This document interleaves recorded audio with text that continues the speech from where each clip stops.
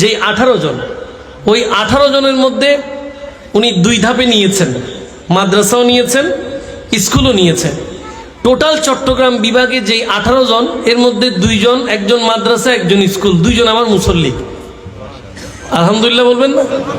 তো আমাদের একজন জামিয়ার আলিমের ছাত্র আমার ওখানে সবসময় নামাজ পড়ে, সে বলতেছে আমাদের আব্দুল মুস্তাফা রহিম আজহারি হুজুরের ওই প্রোগ্রামে আমি মাদ্রাসা বিভাগ থেকে এবার 3য় হয়েছি, চট্টগ্রামে 18 জন নিয়েছে, আমি একজন।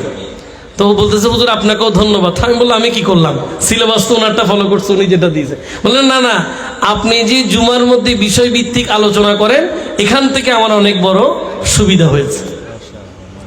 এটা একটা বড় সৌভাগ্যের জায়গা, একটা স্কুলের আর একটা মাদ্রাসা, চট্টগ্রাম বিভাগের 2 জনই আছে। তো আমি এই জন্য ওনাকে একটু পার্সোনালি ধন্যবাদ দিচ্ছি। আল্লাহ পাক ওনার এই খেদমত উনি যেন আজীবন চালিয়ে যান, কখনো যেন বন্ধ না করেন, এটা আমরা অনুরোধ করব। আল্লাহ পাক এই খেদমতকে আঞ্জাম দেওয়ার পর্যন্ত ওনাদেরকে হায়াতের মধ্যে বরকত দান করুন। সবাই বলি আমি।